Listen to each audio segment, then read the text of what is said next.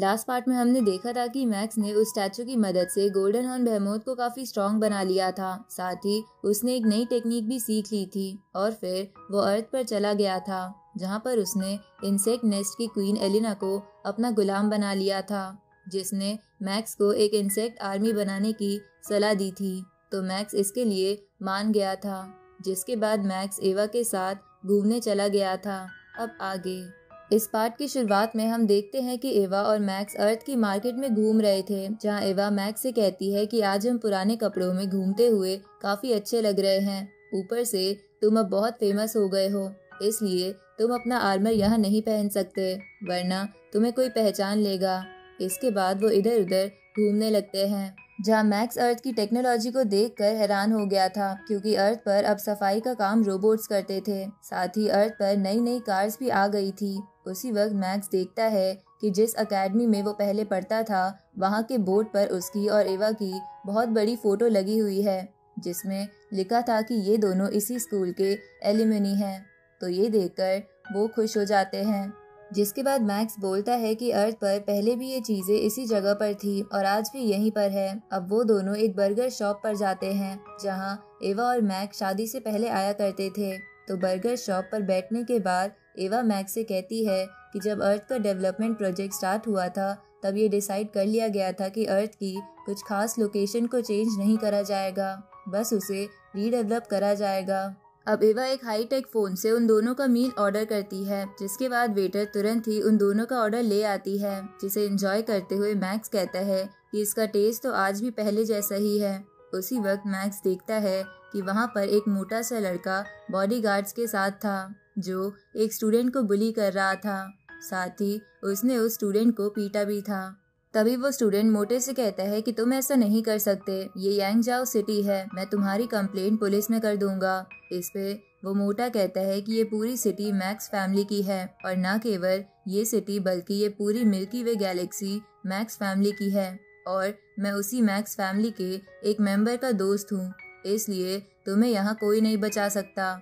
इधर आसपास खड़े लोग बातें करने लगते हैं कि इसने तो मैक्स फैमिली से पंगा ले लिया है, अब स्टूडेंट का क्या होगा। इधर मैक्स ये सब देखकर सोच रहा था कि मुझे पहले थोड़ी देर ऐसे ही ऑब्जर्व करना चाहिए कि आगे क्या होने वाला है। उसी वक्त वहाँ पर एक बड़ा सा प्लेन आ जाता है, जिसमें से यान चेंग नाम का एक अय्याश लड़का अपनी गर्लफ्रेंड के साथ उतरता है। तो उसे देखकर मैक्स उसके बारे में एवा से पूछता है, जिसपे एवा हंसते हुए बोलती है कि ये तुम्हारा ही 8वीं पीढ़ी का पोता है।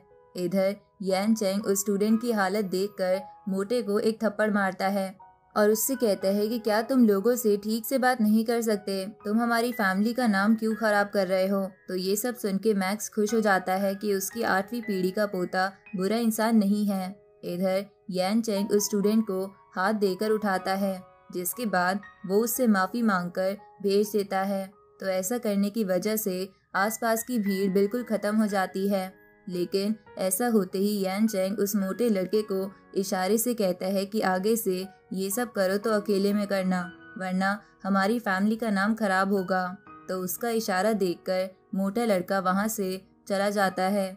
लेकिन मैक्स को इधर बहुत ज्यादा गुस्सा आ रहा था कि यान चेंग एक फेक पर्सन है, इसलिए मैक्स उस पे हाई ग्रेविटेशनल फोर्स डाल के उसे घुटनों पर ले आता है। इस पे यान चेंग मैक्स से पूछता है कि तुम कौन हो, क्या तुम जानते हो मैं मैक्स फैमिली का मेंबर हूँ। तुमने मुझे गुस्सा दिला दिया है, अब तुम चाहे अर्थ पर रहो या मिल्की वे गैलेक्सी में, कहीं भी तुम जिंदा नहीं बचोगे। तभी मैक्स उसके सामने आकर अपना चश्मा हटाता है और उससे कहता है कि मैं भी देखता हूँ कौन मुझे मैक्स फैमिली में से हाथ लगाएगा। तभी यान चेंग मैक्स का चेहरा देखकर उसे पहचान लेता है और चौंक जाता है। इधर आसपास के लोग भी बिल्कुल हैरान हो गए थे कि मैक्स अर्थ पर वापस आ गया है, और उन्हें यकीन नहीं आ रहा था कि वो मिल्की वे गैलेक्सी के ओनर को सामने देख रहे हैं। इधर मैक्स यान चेंग से कहता है कि तुम चुपचाप यहाँ से घर चले जाओ। तो यान चेंग घर चले जाता है, जिसके बाद मैक्स तुरंत ही एवा को लेकर वहाँ से निकल जाता है और अपने घर पर अपनी फैमिली के सभी लोगों को बुलवाता है।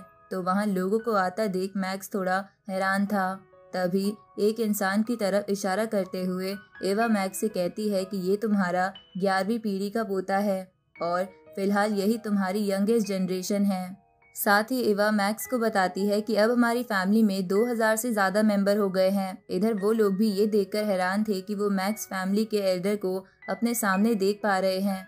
तभी दूसरी तरफ बेकरऑल और कई सारे मैक्स के गार्ड्स उसके पास आते हैं, जहाँ बेकरऑल मैक्स से कहता है कि आपके दिए हुए रिसोर्सेज का बहुत धन्यवाद। आपकी वजह से हम में से कई जने डोमेन मास्टर लेवल तक पहुंच गए हैं। ऊपर से डीव तो वर्ल्ड मास्टर लेवल पर पहुंच गया है। तो ये सुन के मैक्स उन सबसे बोलता है कि तुम्हें मुझे थैंक यू बोलने की जरूरत नहीं है, हम सब एक फैमिली है।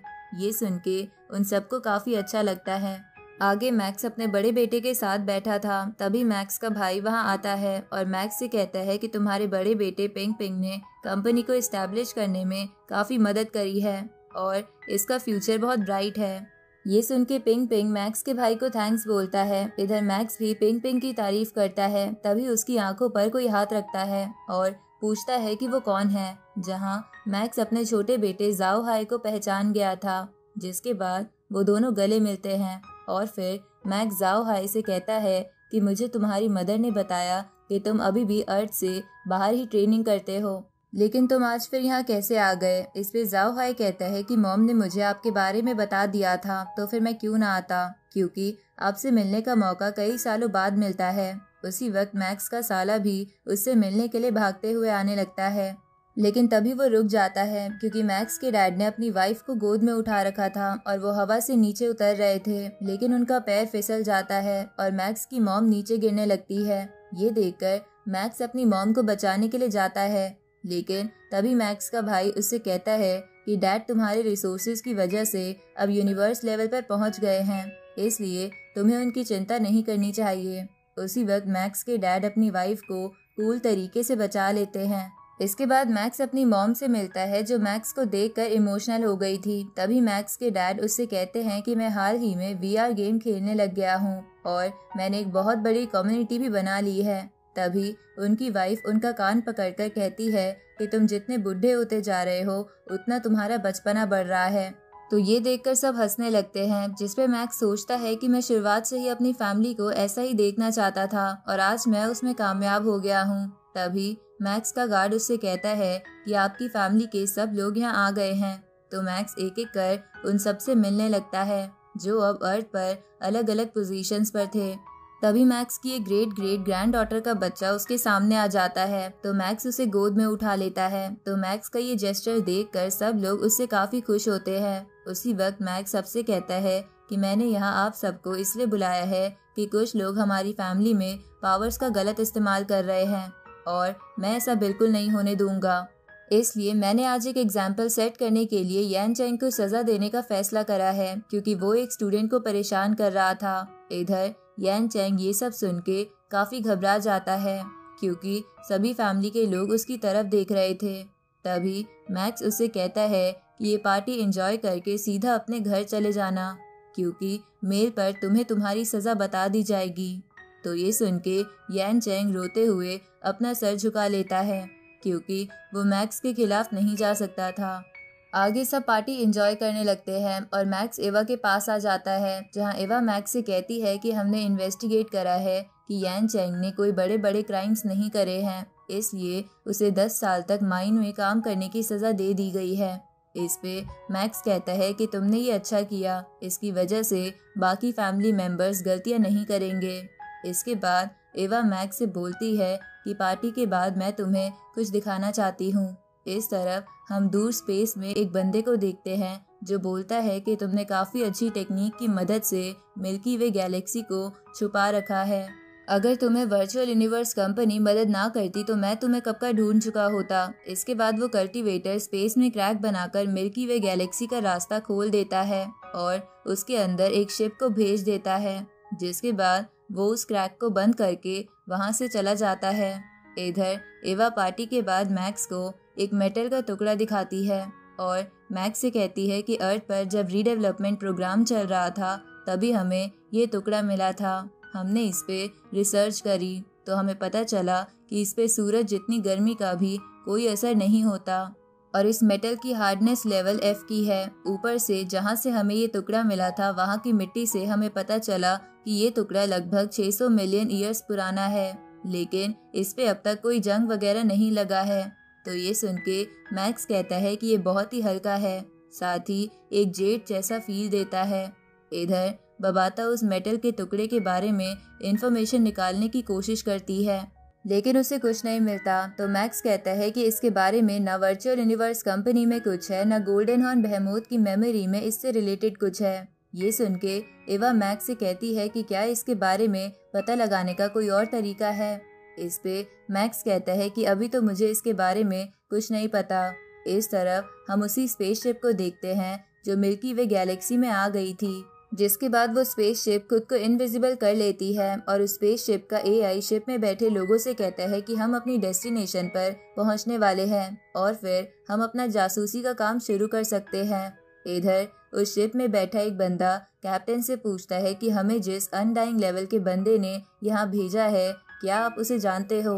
क्योंकि मैं कभी भी स्पिरिचुअलिटी वाले अनडाइंग लेवल वाले कल्टीवेटर से नहीं मिला हूँ। इस पे वो कैप्टन उसे डांटते हुए कहता है कि हम लोग ये बात जानने के अभी लायक नहीं हैं। हमारा करंट टास्क अर्थ पर छुप के मैक्स के बारे में इंफॉर्मेशन कलेक्ट करना है और मौका मिले तो उसे मार देना है, क्योंकि हमारे मास्टर अपना प्लान एग्जीक्यूट करना चाहते हैं। इधर मैक्स गार्डन में बैठकर उस मेटल के टुकड़े के बारे में ही सोच रहा था। तभी वो उस पे स्पिरिचुअल पावर इस्तेमाल करने की कोशिश करता है, पर उस पे स्पिरिचुअल पावर का कोई असर नहीं होता, बल्कि वो स्पिरिचुअल एनर्जी उस मेटल के टुकड़े के अंदर ही घुस जाती है। लेकिन ऐसा होने की वजह से मैक्स देख पा रहा था कि उस मेटल के टुकड़े में काफ़ी ज़्यादा बैरियर्स बने थे। अब मैक्स उस एनर्जी को ड्रिल में बदल कर उन बैरियर्स को तोड़ने की कोशिश करने लगता है, पर अचानक से मैक्स की ड्रिल रुक जाती है, जिसके बाद मैक्स को इल्यूजन आने लगता है कि अर्थ पर कई सारे मॉन्स्टर्स ने हमला कर दिया है। साथ ही उसे कई सारे और भी इल्यूजन्स आ रहे थे कि वो मरने वाला है, और ये सब इतनी स्पिरिचुअल पावर इस्तेमाल करने की वजह से हो रहा था। तभी मैक्स अचानक से इल्यूजन से बाहर आ जाता है, जहां उसके फेस पर पसीने ही पसीने थे। अब मैक्स बबाता से कहता है कि मुझे इस मेटल के टुकड़े में एक सिंबल मिला है, क्या तुम इसे पहचानती हो? तो इस पे बबाता कहती है कि ये सिंबल नहीं बल्कि लैंग्वेज है यानशेंग क्लैन की। तो मैक्स उस क्लैन के बारे में पूछता है। इस पे बबाता बताती है कि वो एक मिस्टीरियस और स्ट्रॉन्ग क्लैन है और उसके लोग आउटसाइड वर्ल्ड से ज़्यादा नहीं मिलते। साथ ही उनके क्लैन मेंबर्स भी काफ़ी कम हैं, लेकिन वो सभी काफ़ी स्ट्रॉन्ग है और मैं बस इतना ही उस क्लैन के बारे में जानती हूँ। उसी वक्त वहाँ पर जियानवो किंगडम का बिजनेस हेड मैक्स को वीडियो कॉल करता है। तो मैक्स उस मेटल के टुकड़े को छुपाकर कॉल उठा लेता है, जहां वो बिजनेस हेड मैक्स से कहता है कि आपने जिन इंसेक्ट्स की बॉडी को ढूंढने के लिए कहा था, मुझे पता चला है कि सभी इंसेक्ट्स की बॉडी को ट्रैश डोमेन में लाया जाता है और वहीं से उन्हें बेच दिया जाता है, और मेरे कनेक्शन से मुझे 9 में से एक ट्रैश डोमेन के मालिक का नंबर मिल गया है, जो मैं आपको भेज दूंगा। तो मैक्स उसे थैंक यू बोलता है, जिसके बाद बिजनेस हेड कॉल काट देता है। अब मैक्स बबाता से कहता है कि इस मेटल के टुकड़े के बारे में हम जानने की कोशिश बाद में करेंगे, फिलहाल हम एलिना को इंसेक्ट आर्मी बनाने में मदद करते हैं। इधर हम वर्चुअल यूनिवर्स कंपनी में एक बंदे को कई सारे बॉडीगार्ड्स के साथ देखते हैं, जिसे एक दूसरा बंदा कहता है कि आपको क्या सच में मैक्स से मिलना है? आप चाहो तो मैं उससे मिल सकता हूँ। जिस पे वो बंदा कहता है कि मैक्स मंकी टीचर का स्टूडेंट है, इसलिए मुझे ही स्पेशली उससे मिलना होगा।